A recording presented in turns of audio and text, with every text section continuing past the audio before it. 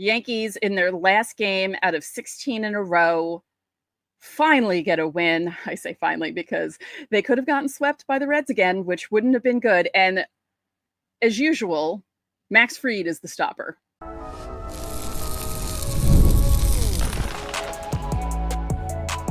You are Locked On Yankees, your daily New York Yankees podcast. Part of the Locked On Podcast Network, your team every day. Welcome to Locked On Yankees, which is part of the Locked On Podcast Network, your team every day. Thank you for making us your first listen every day. I'm Stacey Gotsoulias, and with me, as usual, my co-host, Brian McKeon. Brian, how are we doing? Stacey, it's a nice win heading into the weekend, I guess.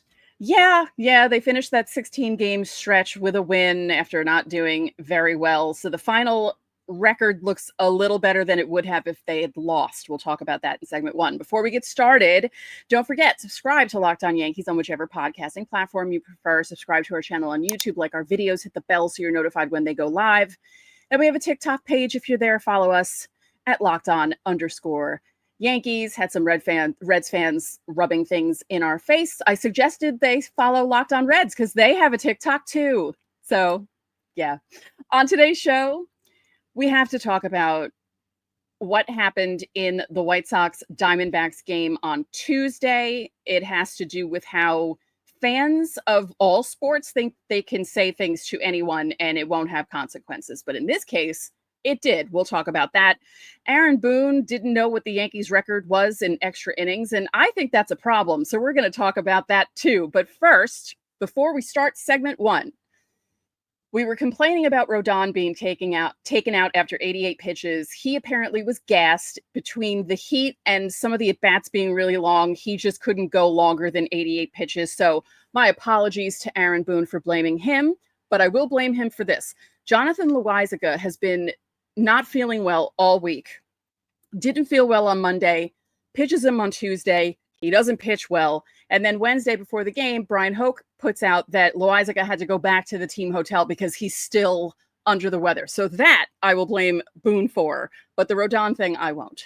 Yeah, and if you're feeling under the weather like that, playing outdoors in the extreme heat in Cincinnati, not exactly a good, pretty much a recipe for disaster if you're asking me. Right. I will say this with Rodon too. A lot of Yankee fans lost their minds collectively on Wednesday about the Rodon stuff of how does he admit that he was sluggish? How does he take himself out of the game? How does he let himself? Guys, that's a good thing for your starter to be that aware. Yes. And say, hey, I'm out of gas here. I can't continue. Instead of letting the game get away from him. So I applaud Carlos Rodon. I know a lot of Yankee fans were angry at it. I applaud Rodon. Rodon's not pulling himself out of the game because he's tired in October. This is a game in June. It's him understanding the moment. It's a game in June against the Reds. I have no problem with it. Yeah. And it's silly for people to complain about that because what if he did stay in and he's the one who gave up 3 runs because he stayed in that extra inning and couldn't get pitches over the plate where he wanted them to, and he left balls up or he left balls right down the middle and guys were starting to hit it. So I don't understand why people have an issue with that, but there are a lot of things that I don't understand about MLB fans. And it's not an out of shape. Like I saw a lot of people saying, oh, well, it's not in good enough shape to be playing. It's like 110 degrees in the real field in Cincinnati right now. I have no problem with that at all. Yep. Nope. Like you said, it's a good thing that he did that. Yeah. Yep. So Wednesday night, Yankees in their last game out of 16 in a row finally get a win. I say finally because they could have gotten swept by the Reds again, which wouldn't have been good. And as usual, Max Fried is the stopper. I mean, yeah, incredible stuff out of him. I said this in the short that I posted a little earlier. He gave them literally exactly everything they could have possibly needed in this game. Coming off of 16 straight, let the bullpen get all the rest that it needed. Now most of your bullpen arms, minus Cruz and Brubeck, are getting 2 full days off, which is absolutely huge for them. They need it more than anything. He was electric. He was as good as Max Fried is advertised. He was dominant throughout the entire game. You got to love everything you saw to Max Fried. You really do. Yep. And good news, his ERA is back down under 2. It's at 1.92 after Wednesday start. Yeah, he's great. And the pickoff move in the 5th inning too. You saw him battling with Ellie De La Cruz earlier in the game at first base. And then he finally got someone over at second base. I mean, he's just a very complete package of a pitcher. High velocity on the fastball, a droopy curveball, great pickoff move. He's the full package. He really is. Yeah, it's really fun watching him. And the offense, very nice. A couple of guys had really big nights. Trent Grisham, Jasson Dominguez, both with 4 hits, I believe they each had. Grisham was 4 for 6. Dominguez was 4 for 5, I think was what it was for him. But the thing that is so funny, they had the bases loaded early, right? And it only resulted in 1 run. And I told you guys about the Noble Tiger, and then I couldn't remember what the acronym was for. Okay, it means no outs, bases loaded, ending with team incapable of getting easy run. I mean, it's definitely a stat that works for the Yankees, that's for sure. Yeah. So they got that run, and it started a little something, right? Jazz hits the 2-run home run. That was a bomb too. Yeah, 100% up the bleachers. Yeah, and he pimped it a little bit. And I don't know if you saw this, but Aaron Boone said that he thought that Trevino had something to do with Jazz. So I think Trevino had a little bit of it. Now the umpire threw Jazz out because Jazz he flipped out at home plate, went to the dugout after the strikeout, flipped out in the dugout, went out to first base to take grounders, was flipping out apparently to himself. He was yelling and screaming things at the umpire, but not at the umpire. He was talking to himself, which makes no sense. That makes sense. I've done that before. Yeah, but if you're still, you could be talking to yourself, but still addressing the umpire. He's still going to hear you. Right. And if you kept going throughout the inning, throughout the commercial break, throughout the at-bat, enough's enough at this point. I'm still not on Jazz's side here. If you do watch the replay, Trevino did notify the umpires what was going on. It's very obvious Trevino does that. I don't know if the umpire didn't hear Jazz to begin with. I think the umpire was trying to ignore it. But the umpire picks his head up. He looks over at Jazz. Jazz sees the umpire looking at him, and Jazz goes, "What are you looking at? What are you looking at?" And then the umpire threw him out. Yeah. If you watch the pregame, Stacey, they talked to Jazz earlier today when he got to Cincinnati. Justin Shackle spoke with Jazz, and Jazz defended himself yet again, which was weird to me, where Jazz basically said, I said to the umpire, "What are you looking at? What are you looking at?" Everybody in the world knows when you say to somebody, "What are you looking at?" Those are fighting words. All right. Every single time, those are fighting words. And the umpire knew that Jazz was being an aggressor there. And he was like, "You know what? You're done." I still think Jazz went over the top there. I do. It was too much. It was a bad call. We see them in every single baseball game. I don't get it. But to defend yourself from saying, as if you just asked the umpire, what was he looking at? Obviously, he was looking at you because you were screaming to yourself throughout the entire inning. Yeah, but you know what? Years ago, umpires wouldn't eject you until you cursed at them and called them the C word. Like, you know what I mean? And now they're such babies that, they freak out at the littlest things. Like, just let him vent. He's not looking at you.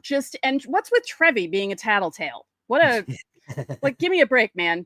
Give me a break. He's got no allegiance now. So, what the hell happened with Rice on that sac fly that he almost didn't score on? I think from just a baseball perspective, I think he might have thought that he left the bag too early. That happens sometimes if you're trying to judge those. The way that ballpark is built, Great American Ballpark in Cincinnati, is very weird. They have almost kind of like Yankee Stadium has the scaffolding above. But Yankee Stadium scaffolding is at the edge of the upper kind of little roof portion thing they have. So there's not an open gap. Great American Ballpark has a scaffolding, but it's part of the back wall of the stadium. So the sun peeks through really weird there. And I don't know if it was the sunset and he couldn't see the ball get caught at the right time and he took off and then didn't know if he took off in time, so went back. That could have been what it was. He shouldn't have tagged up and went again because he almost got thrown out, to be honest with you. Right. But what a weird play. Yeah. That was a weird play. Judge gets a 2-run double. Stanton gets the RBI ground out, which, hey, that's fine. But this is what cracked me up. So the top of the ninth, Jasson Dominguez hits the double, right? Mm-hmm. Volpe moves him over to third, and then Wells gets a single to score Dominguez. Yeah. And my first thought was, wow, something like that would have been nice in extra innings. The night prior, yeah. I mean, I don't understand how they weren't able to do. Like, that's exactly what you need, right? Volpe hits it to deep second base, so they have no play with Dominguez at all. And then 100%. Wells hits it through the left side, and Dominguez is able to score. It's called situational baseball. Situational baseball. And you saw Aaron Judge make a comment too after the game last night, where he basically said maybe we need to, he said we have the same approach going into every inning, and maybe we need to change that approach once the extra inning happens. You think, guys?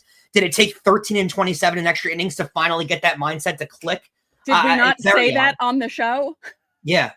Very, very odd stuff. I do want to say one thing too. Throughout this series, one thing's evidently obvious. Ellie De La Cruz is a star. Yeah. He was unbelievable throughout the series. Thank God the Reds aren't in the Yankees division, because he is a Yankee killer. He's only played the Yankees in 6 games in his career, and I think he has like 12 hits.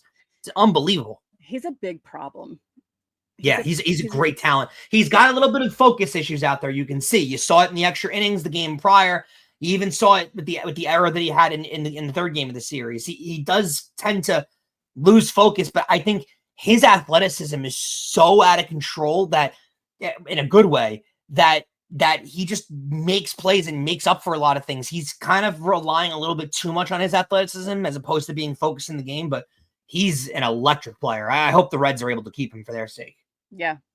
All right. Don't forget to subscribe to the channel. Hit the like button on our video. Hit the notifications so you know when our videos go up. You can also join the Locked On Yankees Insiders Club. The link is in the description. You get text from us. You can text us questions, comments, movie brackets with 64 baseball movies. I didn't even know there were 64 baseball movies, but one of our insiders sent me it, and I was like, oh, okay. Him and his friends are doing like a March Madness kind of bracket with baseball movies. That's a lot. Really interesting. Yeah. So you can text us that if you want to. Reactions to trades and signings. We send out lineups during the season, roster moves, and breaking news, so you don't have to check social media. There's a 14-day free trial. Coming up, watching Aaron Boone's post-game interview angered me so much that we need to talk about it. And I'm going to tell you what made me angry next. Get the supplies you need from the site made for the skilled trades, Supply House. And whether you're in plumbing, HVAC, or electrical work, Supply House is the reliable way to order products online. Their easy-to-use website is packed with helpful resources and the latest product info to help you get the job done right. Plus, with the complete inventory of over 200,000 parts from 400-plus top brands, you'll find exactly what you need delivered fast from coast to coast. Need help with an order? Supply House offers expert support and industry-leading service, so you'll always talk to a real person. And for the trade pros looking for that extra edge, their free TradeMaster program offers exclusive perks like a dedicated phone line, free shipping, and discounts available on every order. Thousands of skilled professionals are already taking advantage, and now it's your turn. Join the TradeMaster program today at supplyhouse.com/TM and start ordering plumbing, HVAC, and electrical supplies with just a few clicks. Plus, you can use promo code SH5 for 5% off your first order. That's all available on supplyhouse.com. So if you would like to leave Fmail Friday questions on YouTube, you can go to our channel's page, hit the post tab, and you will see the latest post that I have. And you just leave your question right underneath. It's easy for me to find, easy for you to do. Deadline is Thursday at 5:30, otherwise known as later today. And that'll be a solo venture. It'll be a Stacey Gotsulias only adventure. So I'm looking forward to you guys pressing her with some really hard-hitting questions here. Yeah. It's gonna be an AMA if you want it to be. So you can ask me anything. I might not answer it, but I'm just kidding. I'll answer it. So this is what happened on Wednesday morning. I decided to go to the Yes Network YouTube channel because that's where I like watching the post-game interviews. I saw Jazz, I saw Aaron Judge, and I thought to myself, let me see what Aaron Boone had to say about this latest extra innings loss. And one of the reporters basically asked him if he knew what their record was in extra games this season. He had no idea. And the reporter was like, well, you're 1-6 overall, but 0-5 on the road. And he had this look on his face like he was absolutely shocked and had no idea that this team was that bad in extra innings. I know that everyone made fun of Joe Girardi for his binder, but why wouldn't the manager of a Major League Baseball team know how bad his team is in extra innings? It's almost like we've gotten too obsessed with the analytics where he knows every pitcher's whiff rate on certain pitches that he has, and he knows what guys hit at what position and what number of the order and when they're playing what position and day game, night game splits and everything imaginable. But we forget the most basic of the stat that you need when it comes to the team, and that's whether they win or lose games. It's crazy.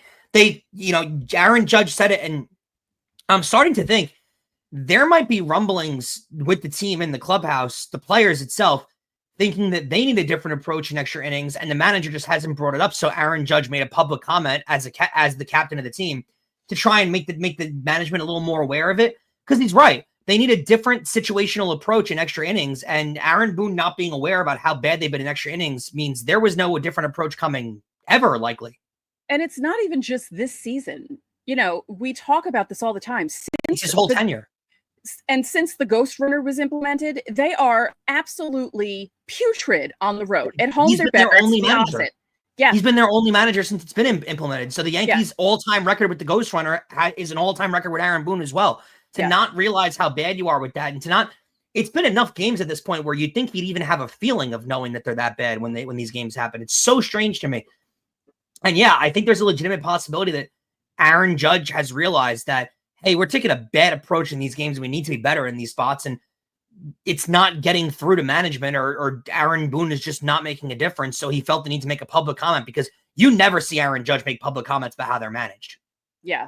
Because if I didn't host this show and I was just some regular schmo, did not mean to rhyme there, but I did. Wow.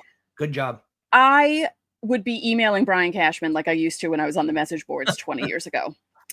And being like, my friend actually had an email relationship with him. But I'd be like, do you not notice this? Like, I was livid. I was livid. My mother was making fun of me. I was ranting to her about it because she likes when I rant about the Yankees. She thinks it's the funniest thing. Plus I say things I can't say on the show. So I just get it all out and I vent.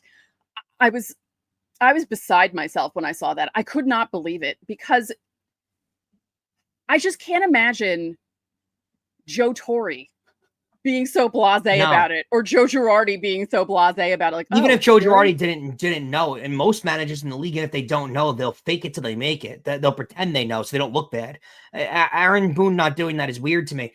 I do want to say too, the Yankees approach, and it's been proven with analytics, these teams that go up to the plate every time with a home run approach on every at bat, it does work in the regular season. I don't love the approach personally. The baseball fan in me doesn't like it. But it's been proven over and over, year after year, to work. The teams that hit the most home runs are the ones that all go to the postseason. So it does work. But Aaron Judge was right. You need to change that approach in the extra inning slate, especially when there's a runner on second base to start the inning off. It needs to be done, and they don't do that. And the Yankees now have 5 losses this year, Stacey, when leading after the 7th inning. That's a terrible stat to be a part of. That's 5 extra wins they should have right now. Mm-hmm. And to not be able to change your approach in different situations. I cite this, and I don't mean to bring it up. So if you're a Yankee fan who's a little triggered by these things, I'm sorry. But Game 5 of the World Series last year, the Dodgers are one of the most. They have the same approach the Yankees have. It's home run or bust. They had the guy with the second most home runs in the league last year, Ohtani, in their lineup. So it's not like they don't go after home runs too. But Stacey, in the biggest moment last year, the game-winning run, the World Series winning run for the Dodgers was a sacrifice fly by Mookie Betts. It was situational hitting that got it done when it needed to get done the most. So you have to be able to change your approach when it matters the most. And the Yankees just seem to not do that consistently. And that is all management. It really is. That has complete to do with management. Yeah. And as I said in segment 1, the top of the 9th, the way they hit in that inning, my first thought was, yeah, this would have been really good in any of the extra inning losses that they've had on the road. And as I said on yesterday's show, when you're the road team, you get the first chance to score. Yeah. You have the head start with the Ghost Runner. It's your turn first. And I know teams would rather score 2 than 1, but scoring 1 is better than scoring none. Yeah, I agree with you. And even with the scoring too, I know you want to score 2. It makes a lot of sense. I agree. But the Yankees have dominant swing and miss guys in their bullpen. They've built their bullpen, particularly through their minor league system. They've emphasized throughout the minors to their bullpen with strikeout stuff, swing and miss stuff. That's all they're obsessed with. So if you have guys like Luke Weaver and Devin Williams in the back end, that are such big, and Fernando Cruz and Jonathan Loaizaga, that are such big strikeout guys and swing and miss guys, then why don't you trust them to get strikeouts and not let the team in the bottom of the inning score from second base? It shouldn't matter whether the runner's on second or third base. If you're a strikeout heavy guy, the runner can't advance. So that should be an aspect of this too. I do want to say this too, because this is another June where they've been terrible. Their record's been awful. And it's a consistent thing with Aaron Boone where the Yankees don't necessarily pick it up when they have a June swoon afterwards, Stacey. They have this reputation of having an awful June, and then July, August, September, they pretty much play 500 baseball throughout the way. And over the last few years, particularly last year, you saw this with the Red Sox, right? They also played brutal baseball, and the Yankees were playing brutal baseball. So you didn't feel the effects of the swoon, really. Because when the Yankees were playing terrible, the rest of the division was playing terrible, so no one really caught ground on the Yankees because it didn't really matter because no one was playing well either. Well, now you've got the year where the other teams are playing better, and now that 7-game lead you had on Tampa is now down to a game. And that's a big problem. It really is. And you've now got it down to a game, and the Yankees can't afford to play 500 ball the rest of the way this year, Stacey. No. They're not going to get away with it like they did in years past. And if they play 500 ball from this way on, from this moment on, from July, let's just say July 1st on, they're going to lose the American League East. Yeah, they are. The Rays are here to stay. Toronto's creeping up behind, and I still think Boston has more talent than we realize. So, especially once Bregman gets back, if they play 500 the rest of the way, they're not going to win this division, and that's a major problem. And the manager should be looked into because again, these are all issues they're bringing up that are consistent problems year after year. I just would like to point out that the Red Sox are on a tumble right now because ever since Devers left, they've been absolutely terrible. It's easy for a team to fall apart, especially in the clubhouse when that happens. Even with but they are minus Alex Bregman. But even minus Alex Bregman, like even if he comes back, not having Devers that's a big loss. It is. I think their pitching's really good though. Like they do have enough to be there. Regardless of all of that, there's still a thorn in the Yankees' side, and the Yankees can't seem to beat them. So they can still cause problems that way. They couldn't beat them in 2009 either for the first half of the season. Then they started beating up on them. So it's a really good point. I mean, baseball is just so weird that like there are some years where you just can't, for some reason, you can be good against everyone else, but there's always that one team that's your bugaboo and you can't beat them. Like there was one year where the Yankees weren't exactly terrible, but they were like 0 for 10 or 0 for 12 against like the Athletics. Like one year, I think it was 92 or 93, something like that, It's just the way baseball works. But as you said, the swoon happens every year, like the really bad swoon, and then they kind of even things out, but they don't pick things up again. They just stay middling. They can't. Yeah, they don't get bad, but they don't get good either. So right. And if you're going to play 500 ball on this way out, they're not going to win the division. No, they're not. But they have flashes where you can see when they're all on the same page and the offense is actually able to do things. It's like, why can't you just do this all the time? Because they're not motivated. And that falls on leadership. It does. I'm looking at you, Aaron Judge, and I'm looking at you, Aaron Boone. This team needs to be motivated going into every single game. Okay, coming up, sports fans really need to calm down. We're going to tell you what we're talking about next.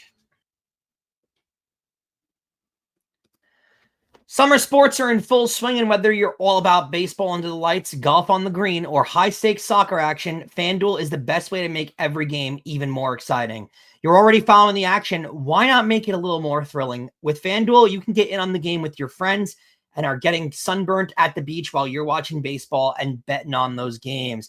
Now, I've been using FanDuel to track all my favorite matchups, and the app keeps it fresh with daily promotions that make fun ways to bet available. It's very easy to use. There's fast payouts, and it even makes an even regular season game so much more fun to watch. Whether I'm placing a same-game parlay or I'm watching my bet right into the ninth inning, FanDuel makes it feel like I'm part of the action every single day. Are you new to FanDuel? New customers can bet just $5 and get $150 in bonus bets if your first bet wins. Open the FanDuel app today or visit FanDuel.com/lockedon to get started. And guys, not only do we cover your team every day, but we're also giving you instant episodes after every single game. Check out the Locked On Yankees postcast. It's hosted by Jay Berman, right here on the Locked On Yankees podcast feed, as well as streaming all over our YouTube channel. Get rapid reaction to the biggest moments with the Locked On Yankees postcast. So, Stacey, a really unfortunate moment in the Diamondbacks White Sox game the other day. A lot of people were involved in this. Major League Baseball has taken action before we tell you what happened. But really upsetting thing that you kind of have unfortunately seen become a bigger thing in the NBA of the last couple of years. But now it's hit baseball and it's not a good thing. Yeah, so in case you didn't see it, there was a video going around on Tuesday night of Kettle Marte looking extremely upset on the pitcher's mound during a pitching change. You could he was visibly crying. And a lot of people had theories as to why that was, because people are trying to figure out, like, why is this man crying? What's the matter? It came out after the game that someone in the crowd in Chicago was heckling him about his mother who passed away in 2017. He was very close with his mother. He was young when his mother passed away. He was only like 22 or 23. And I don't understand how people think that that's okay to do to someone. Yeah, no, it's horrible. It's disheartening. It's disgusting. There's no amount of words that I can even use to describe how abhorrent this behavior is. Yankee fans pride themselves in heckling opposing players and getting them off their game. And there is an element to that in sports. But when it crosses the line like it did in this spot, it becomes way further than sports and way further than what's going on in the field. Keep in mind, this is a June baseball game when the Diamondbacks are playing the White Sox, and this is when you feel the need to make a heckle. It's disgusting. There is no room for this ever. To go after someone's family, their personal life, what's going on. There's no room for it. It's disgusting. It's pathetic. Yeah, I've been in the bleachers when Yankee fans have made some really crazy heckles towards the bullpen in Yankee Stadium, and it definitely, there's an element to it. Opposing players have admitted it. It gets them off their game 1,000%, and I think there's a place for it in the game. It's a way that fans can affect the game. But I've never heard Yankee fans do stuff like this. To go after someone when their mother passed away a few years ago and make comments like that, it's horrifically disgusting. And Major League Baseball responded by banning this fan from every Major League Baseball stadium, and it's a good job by Major League Baseball. I almost think it's not harsh enough, to be honest. Yeah, because first he was being banned by just the White Sox, and then Major League Baseball was like, nah, we're going to ban him from every ballpark. The White Sox also put up a message of support for Kettle Marte on Wednesday night during the game, saying exactly that the White Sox support Kettle Marte. It's disgusting. I always joke about my brother being a good heckler, and he's great. He'll get personal, but not nasty. And I'll bring this example up because it was really funny and it made people laugh. And it made the person he was heckling laugh. We went to Dodger Stadium in 2002. The Dodgers were playing the Diamondbacks. So it was right after the Diamondbacks beat the Yankees in the 2001 World Series. We were still salty from it. Mike Morgan, relief pitcher, was still pitching. He was like 39 or 40 at the time. He was up. So my brother was saying things like, hey, you got Metamucil in your water bottle, like that kind of thing. And he laughed. He thought it was funny. Like, where's your walker? Like stuff like that. And he was laughing. There was another time we were at a game against the Orioles, and it was, was it Tony Batista? I think it was Tony Batista. And he wasn't even playing in the game. He was just hanging out in the dugout. And we were sitting right above him in Old Yankee Stadium on the third base side.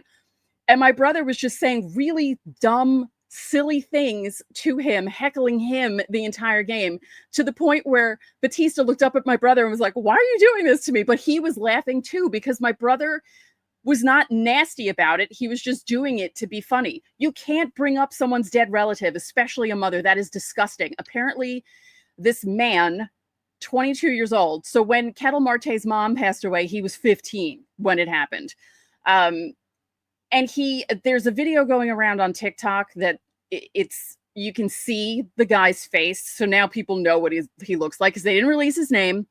They weren't going to dox him in that way, but it's the age of social media, and it's the age of phones, and people are being filmed. So there was no way that he was not going to be doxed. So I don't think they know his name yet, but people know his face. And he was even sitting there kind of like giggling as the security guard was like getting other people to come over. And he just looked like it wasn't a big deal. which I don't like that at all. Yeah, it's disgusting. It's disgraceful behavior. One of the better heckles that I've seen was Yankee Stadium. I don't know if you remember the playoff game against the Astros a few years ago where Aaron Hicks hit a grand slam early on against Justin Verlander. And when Verlander was warming up in the outfield, fans had snuck in poster boards like oak tag of Kate Upton's last modeling shoot. And they were holding it up as Verlander was warming up. And it clearly very much affected him because Verlander was rattled from the start of that game and gave up an early grand slam to Aaron Hicks, and the Yankees never looked back from that point. So there are times when heckling works. It definitely does, especially in big playoff games. The players do hear you. This is a perfect example of them hearing you, but there's a level when it goes too far, and this was by far too far and disgusting, and this fan doesn't deserve to go to another baseball game. Right. Point simply made there. Just from news from around the league that we can... Wait, what's up? I was going to say, let's just blow through this really quickly because we're already at almost 33 minutes. So, okay. Yeah. Just some news around the league really quickly that we can let you guys know of. Alex Bregman's agent made it public that he'd be open to signing an extension with the Red Sox already. Stacey, he's in year one of a 3-year, $120 million deal. So I'm open for an extension too from the Red Sox if they want to sign me. Me too. If you guys want to sign me for, I don't know what, but sure. Even $120 right now would be great. So yeah. Exactly. Yeah. The Pirates benched O'Neal Cruz after he didn't run on a double play. He claims that he lost track of outs in the last game, but I applaud this kind of stuff because Major League umpire managers do not do this. Specifically, the Yankees manager would never do this to his players. So unless I like their name's Gleyber Torres. Yeah, exactly. Case in point. This is a really cool baseball historical thing. Last year's 8th overall pick, Christian Moore. He was called up this year by the Angels. Another case of an early draft pick getting called up really quickly. He hit a game-tying and a walk-off home run in the 8th and 10th innings of last night's game with the Angels. How amazing is that? Against the Red Sox. Against the Red Sox, which is incredible. So good on them. And then the last weird story, by the way, Jacob deGrom had a no-hitter through 7 innings with the Orioles. He's back to Jacob deGrom. He's been electric this year. ERA in the 2s. He's outstanding how great he is. But the point of that note, because I had to put that into the news around the league, is that's twice in the past week where the Orioles have been held hitless for at least 7 innings. So. Yeah, you hate to see it. And lastly, the Blue Jays traded for the Marlins bullpen pitcher, Robinson Pena, 1 day after his Major League Baseball debut. That is so weird to get traded 1 day after. He went 3-4 with a 3.47 ERA for the Marlins in their AAA team with Jacksonville, which you think is fine, right? He got called up to make his Major League debut. He gave up 1 solo home run with the Marlins out of the bullpen. Then they DFA'd him. He cleared waivers, and they traded him directly to the Blue Jays. It's so unbelievably weird. But good for him, because he gets away from the Marlins, and now he's with the Blue Jays. So good for you. It's not like he was terrible in his debut either. He gave up 1 solo home run. It happens, but very odd stuff. You know, because normally that would be bad for a player, but he's probably like, I'm not in the Marlins, and I still get paid. Thank you. Thank you so much. Him. Speaking of thank you for making Locked On Yankees your first listen today. For your second listen, check out the all-new Locked On MLB Game Night. Every game, every night, all season long. You get local analysis on a national scale. You can find MLB Game Night on Locked On MLB on YouTube or wherever you listen to your podcasts. So that'll do it for this edition of Locked On Yankees. I'm Stacey Gotsoulias. And I'm Brian McKeon. Stacey will catch you tomorrow, and I'll see you next week.